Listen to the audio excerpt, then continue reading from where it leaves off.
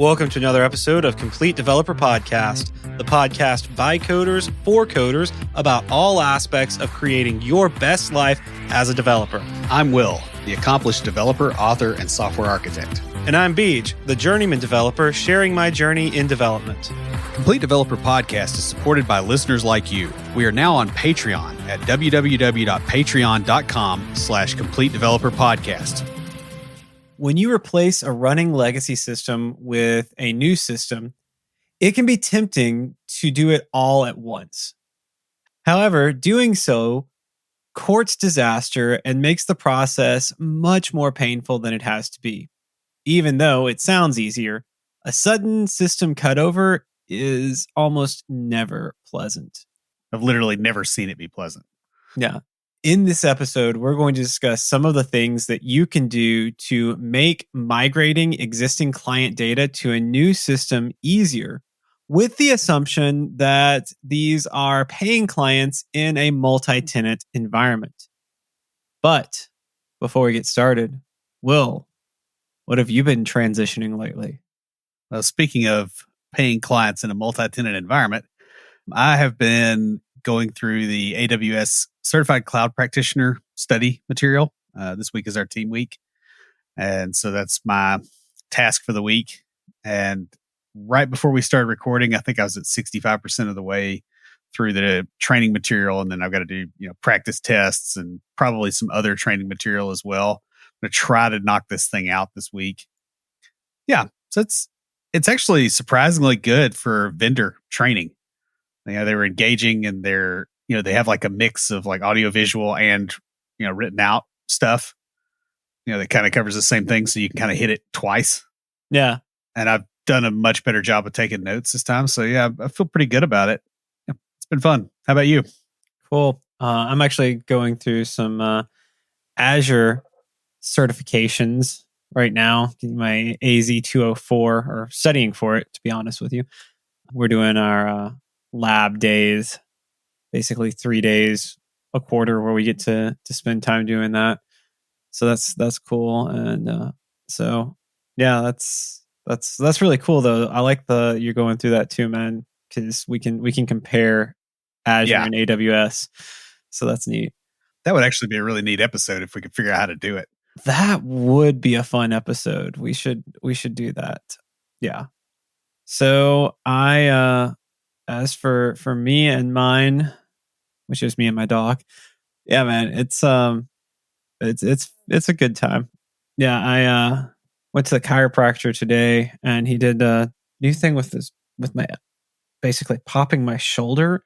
Man, like it had been bothering me all day, actually for a couple of days. He did that, and I'm like, wow. I'm having problems on my left side with something, and it aches all the way down my arm. And it's back into the shoulder blade. So something's just cool. Slightly out of whack. It's the pits. Yeah, that sucks. It really does. Like when that happens. I got a massage, and then because I got a massage therapist there, and then did that, which is just awesome, dude. Like you should totally do that sometime. Get a massage and then an adjustment. It's so phenomenal. I suggest everyone try that. It is amazing. I've done it the other way. I've gotten the adjustment and then the massage. Yeah, that one's good too. But there's just something. Well, I'll just tell you this. There's something about running 2.5 miles because I have like a delayed response. It's like I went to the gym, I ran 2.5 miles, then I went and got the massage. So like the runner's high kicked in while I was getting the massage. Oh, nice.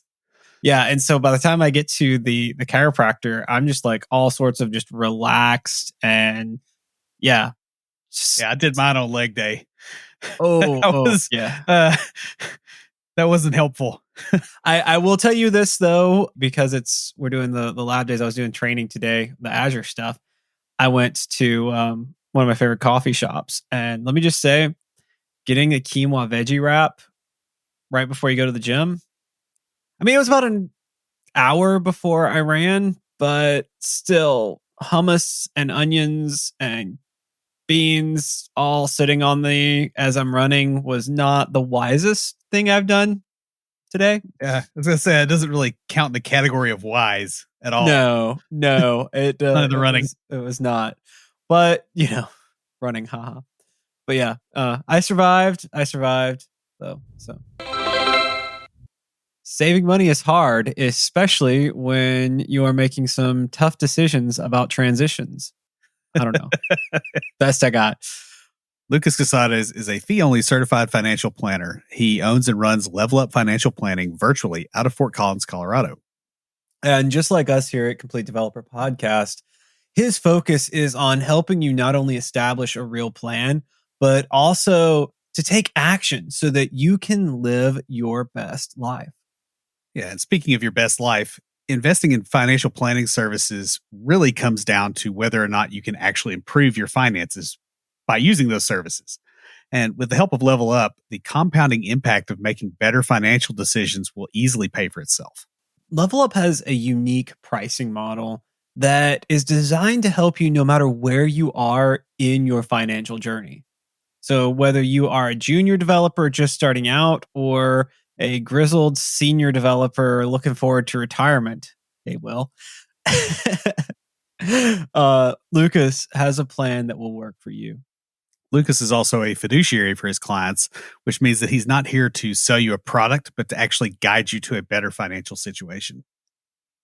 Yeah, so you guys can catch his podcast, Techie Personal Finance Bootcamp, where he covers financial topics you face and interviews other IT professionals who share how they navigated their careers.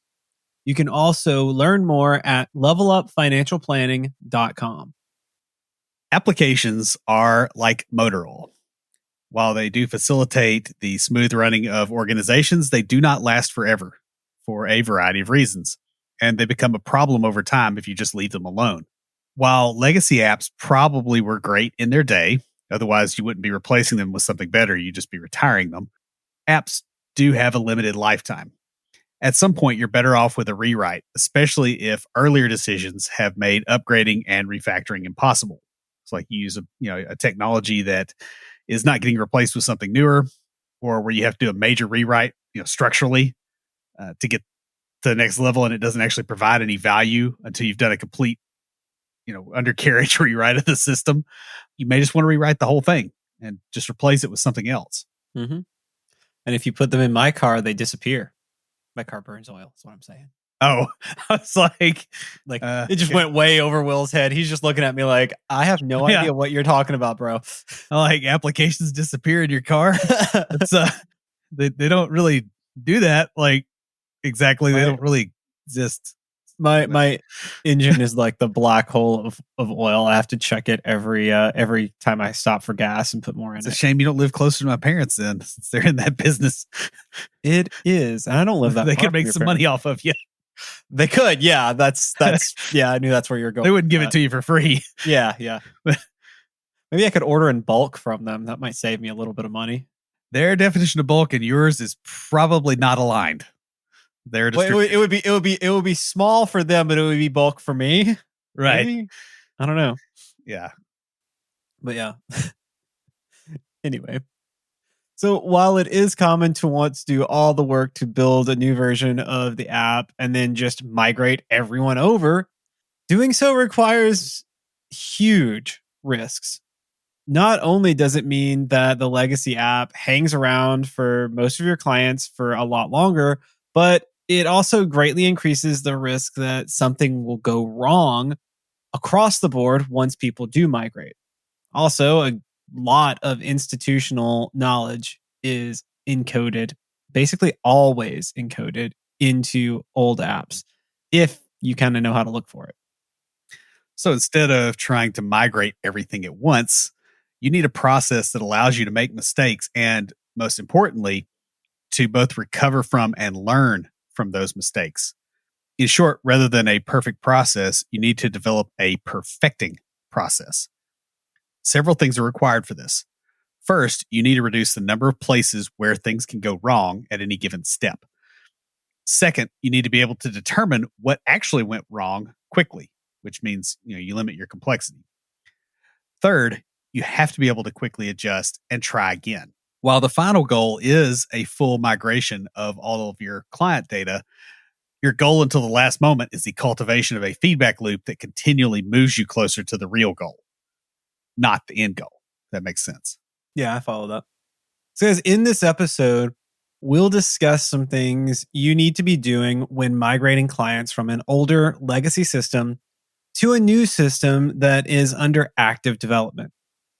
Then, in the aftercast, we'll discuss some things managers need to consider when a migration process is going on. Yeah. And we recently migrated off of our old system at work. And I think they started before I started there, which has been like almost 3 years, moving cohorts of users across. And so I've watched the stress of this operation and all the fun things that have happened.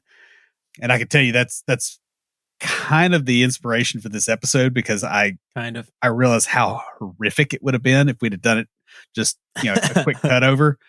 Like Yeah, man. there would have been a server farm fire at Amazon, I'm sure, because we would have generated so much heat.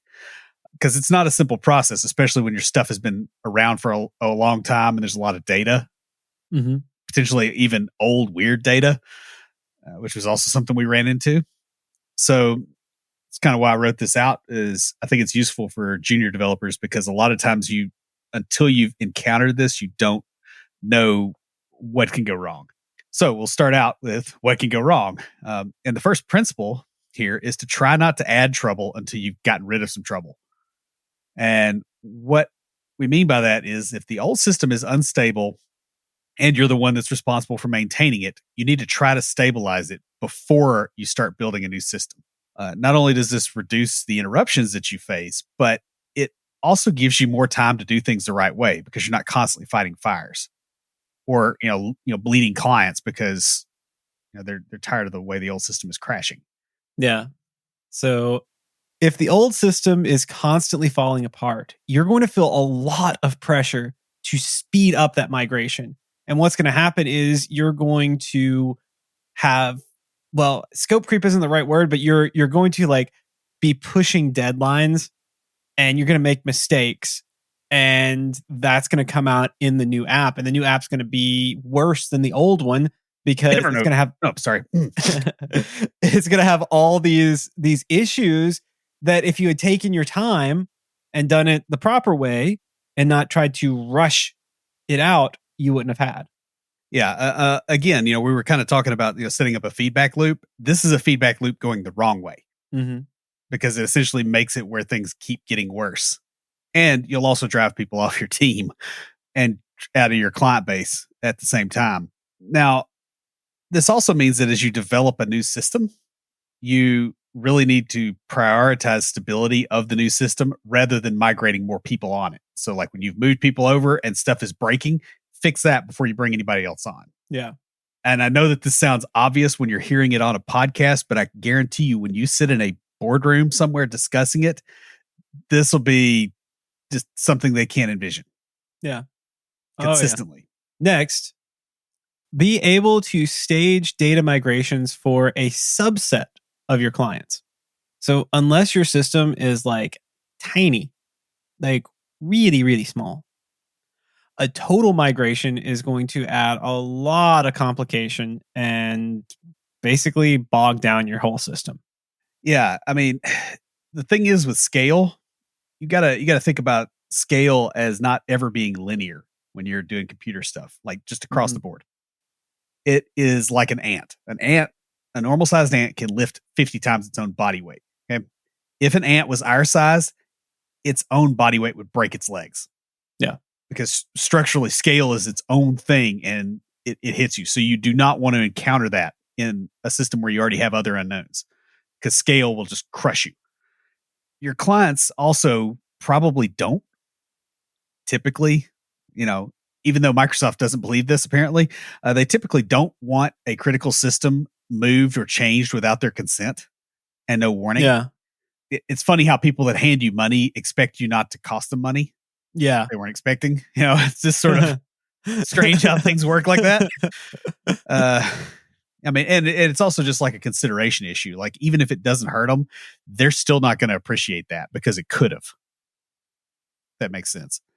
Given that you may have to migrate some clients multiple times in order to get it right, It helps a lot to be able to target them well so you don't mess with everyone's data for that one really weird client. Yeah, and everybody's got Everybody's that got client. one.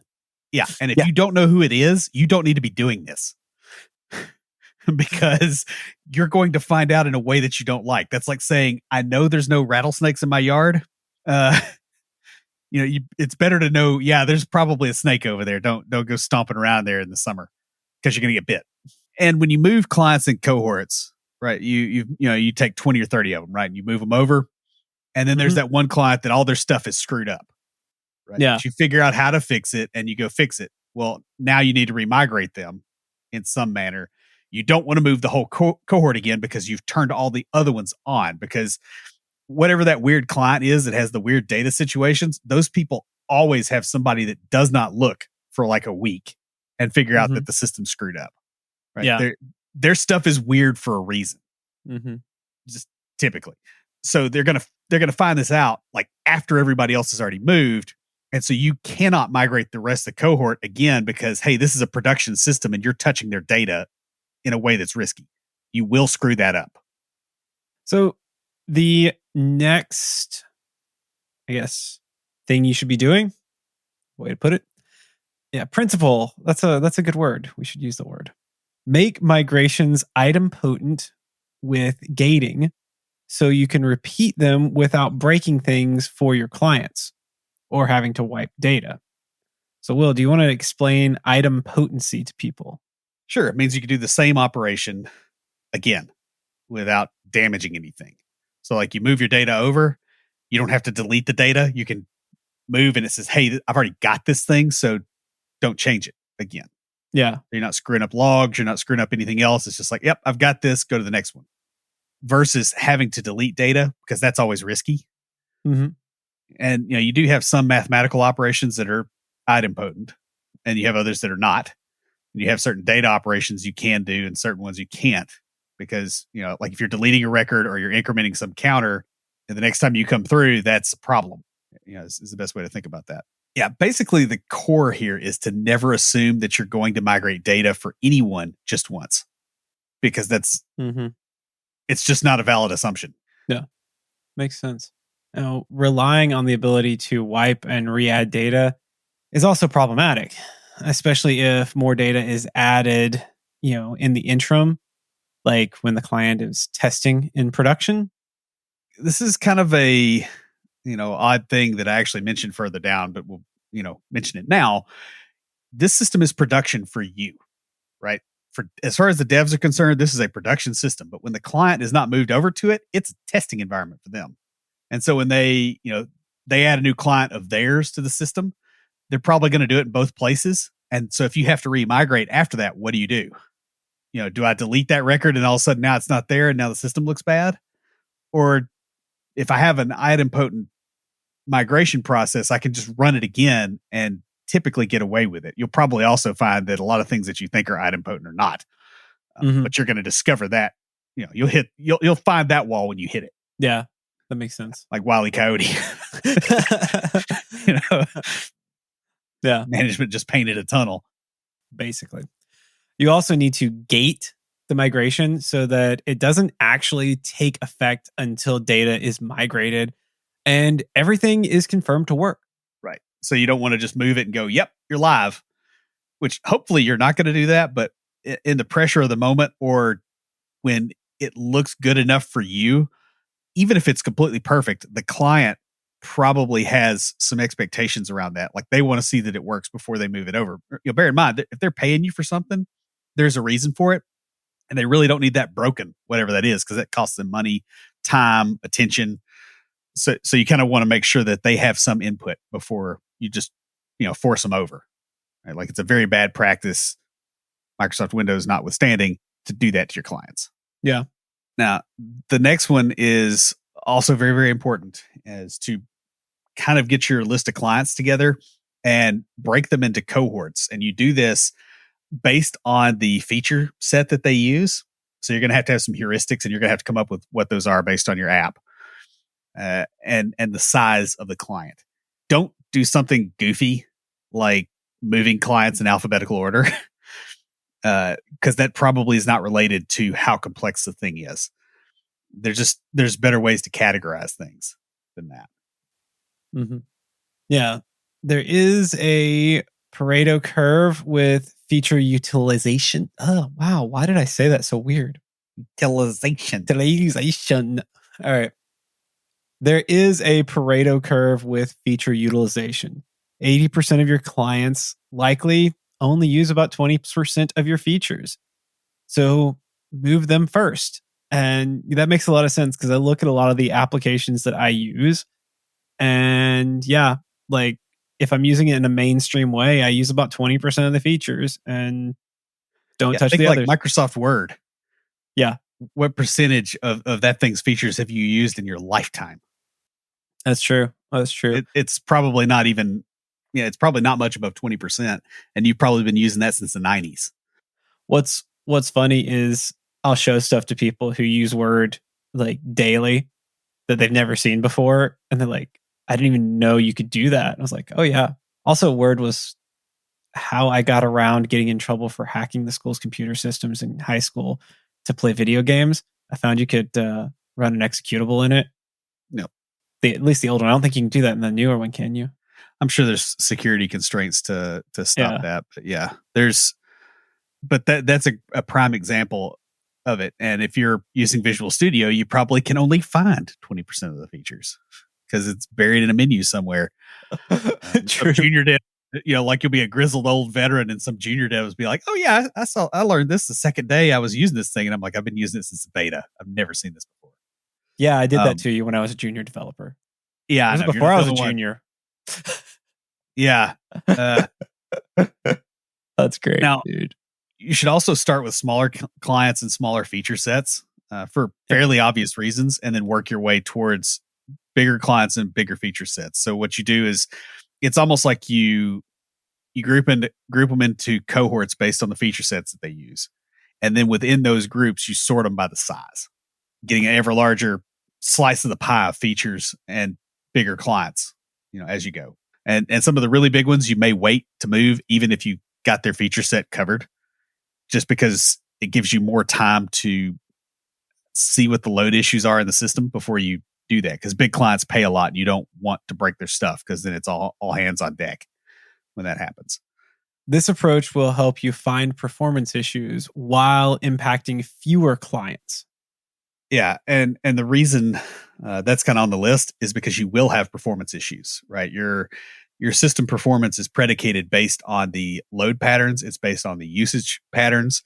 It's based on the database you're using, how you're accessing that data, 100 other things, none of which you actually know until the thing is in use. So if you have to go forward with the assumption of, I cannot know everything I'm supposed to know, because I'm not going to know it. Now, you also need to be migrating client data out of band, preferably after hours. And this is kind of controversial because it directly impacts, your work-life balance in a lot of ways, right? And, our guys at work that were moving the old system, they had to deal with a lot of junk after hours, and sometimes even on weekends. Yeah. And yeah, that absolutely stinks. But if you do it during the day, that stinks a lot worse and a lot more quickly. Unless your migration process is extremely carefully architected, which it isn't. I'm just going to go ahead and say that, because that's, everybody knows it's temporary code. And so nobody is going to treat it like it's just a first class citizen, even if you say that you do. It may be better than a lot of code in other places, but it's probably not as good as your main code. And it's such a weird usage pattern too for most developers. The thing is these characteristics make it where you don't want to do a massive data migration during business hours, because the load spike may break your system for other clients. Mm-hmm. If it can even get through at all. Yeah, that makes sense. You may also run into other database issues, such as deadlocks that come from accessing data in a way different than normal system operations. Right. So you may be, touching a whole bunch of records at the same time because you're trying to do some kind of bulk insert. And you got a running production system that does not access it that way, but it needs some record or some other piece of data and you've got it locked, and that other piece needs something that this thing has locked, and all of a sudden now one of them's a victim, and it's going to crash in some weird way that is not entirely predictable. Yeah. So yeah, this just kind of gets the chaos out of the system. The other thing about migration data flows is that they also have a tendency to flood like your notification and your error channels if you have anything like that. Yeah. Which is the next thing we're going to talk about. Yeah. So you want to try to separate your notification and errors for migration channels from those that come from normal operations. Like if data migration is occurring and something goes wrong, it can generate a lot. And I mean a lot of errors in a very short amount of time. Regular errors get lost in this noise. I have seen this when doing migrations before, or when someone like doesn't have their settings right and you're getting a bunch of debug or trace even stuff. Yeah, And ours are configured with like uncaught exceptions, mm, and then that goes to a Teams channel. But I oh always wow, watch yeah. that channel notification, and so on the laptop over here, it'll just take the whole right side of the screen. When one of those goes, it's just a constant scrolling mess, and so I have to drag Teams over. It'll crash half the time. Like you do not want this in the middle of the day in a situation where maybe users are doing something on the system too, and that's breaking, because now you can't really find their errors, or you may not even see them. The other issue is that you may have something that escalates errors to support or development. Like it sends an email, or it hits some warning threshold in like AWS. Like you can do this with CloudWatch, and you say, hey, when it hits this threshold, fire off an SNS message. This goes to a Lambda, and it goes into our bug tracking system. Hey, this is a problem. So if you flood that, you're going to have a bad time, and you really don't want the one of the main reasons you don't want this in your main error channel is because as your new system evolves, people add those things and they don't think about the implications. So like if it's going into that pipe, it's coming out the other end, and you don't know what's at the other end of that pipe forever. It's basically the way to think about it. And this is something that we kind of learned later in the migration process. This is a forced learning experience when you do this. Like you will get better. Yeah. So remember that migrating clients, they already have a system that works. The old system works for them, or else they wouldn't be your clients. However, the new clients that are already on the new system, they don't have an older system to fall back on. So if your new system doesn't work or breaks for some reason, they don't have anything to go back to. Yeah. And that's something that's easily forgotten because you have the goal of migrating people, and you don't realize, hey, the stability issue has to be handled before then. Now, another thing we learned as we went along in this process was that you need to build a suite of supporting tools as you go. As you migrate cohorts of your clients over, you need to have a fairly organized approach for anything like custom scripts. Like you're going to find some weird data issues that you got to correct in bulk, and you don't want to do another full migration. You may have little bitty programs for handling certain things, or just one-off type stuff. You want to make sure that these things are treated with the same level of discipline that you would treat any other piece of code. So if you have the full version control and PRs and all that kind of stuff for your other code, you need to do that here. Because what happens is if you don't do that, and then all of a sudden you need one of those scripts and you run it, you may find that it worked on this one use case, nobody's looked at it, and the next dude ran it at 2:00 in the morning, and you come into a system that's down at 6:30 when you arrive. Yeah. If a one-off situation happens enough, you really want to build some sort of temporary user interface around it so that support personnel can perform the operation rather than having to call on a developer. This is really big. I've done this for a few different things, not just migrations, but you run into you're doing the same thing over and over again. You're like, hey, let me just automate this and make it so that you guys can do it and I don't have to. Yeah, well, the thing with this is your support people are probably going to be getting calls And so if they know, hey, this is how this looks when this problem occurs, if they have an interface, they can fix it on the phone right then. And so the client's not getting all worked up and looking for other things that they think are problems. Because when they've moved all their data over, they're scared.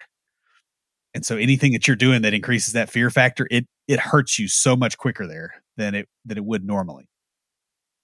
Now, these supporting tools also need to be made available to other developers on the team so that when a problem occurs, it's more likely to get fixed, and fixed quickly. So you don't want to have some dude that's just got some SQL scripts on his hard drive and he's in Jamaica for a week and you need one of those, right? That's real bad. And you also need to be able to find it. You need to be able to identify it quickly, name things appropriately so that somebody else can jump in there. That also means that the dude can go to Jamaica versus, staying in Podunk, Ohio somewhere.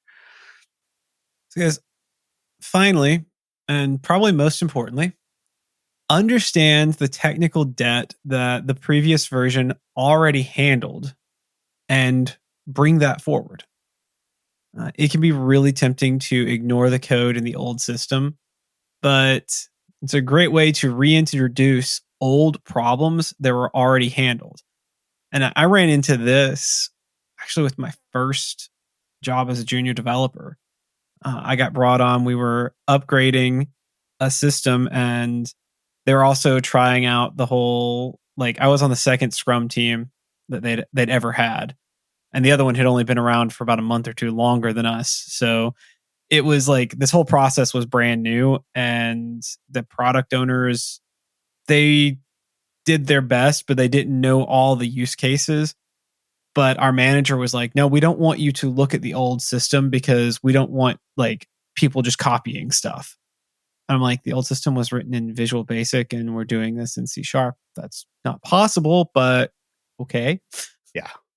And we ran into this exact problem where it was oh yeah, we get stuff out to UAT and they're having these issues and this didn't happen in the old system. And I was like, well, you didn't tell us that it needed to do that or not do that.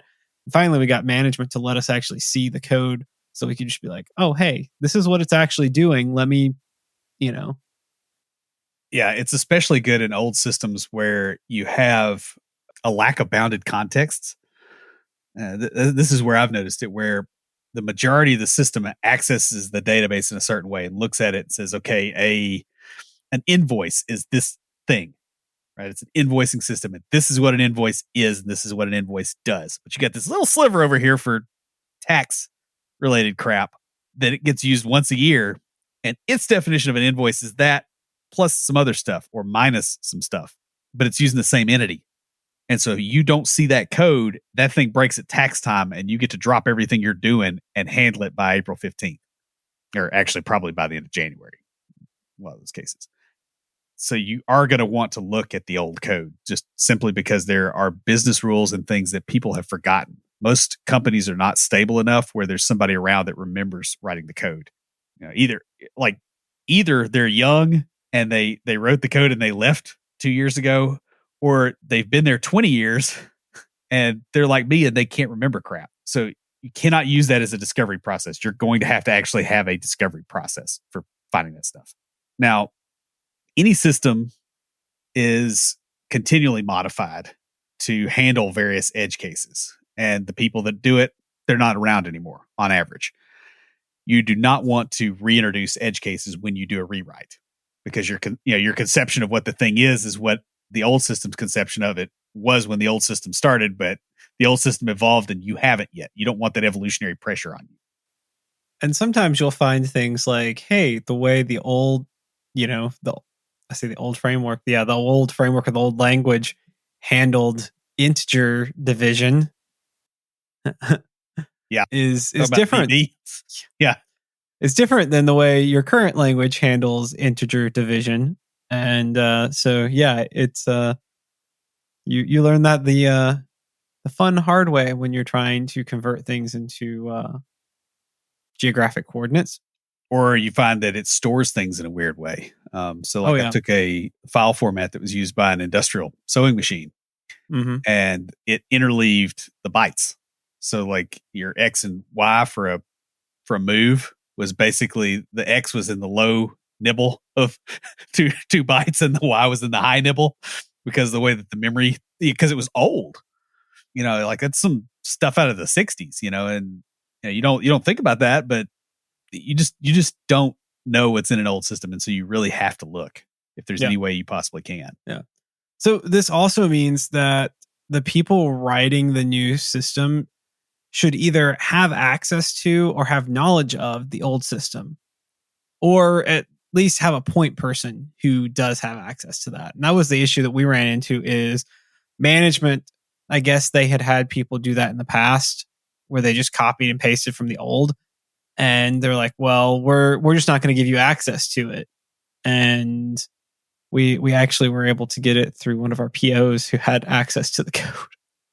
But then management recanted when we basically went and explained, hey, it's literally not possible to copy and paste this over, but we really need to know what this application is doing because what they're saying doesn't make sense. So we need to get in there and actually see what's happening.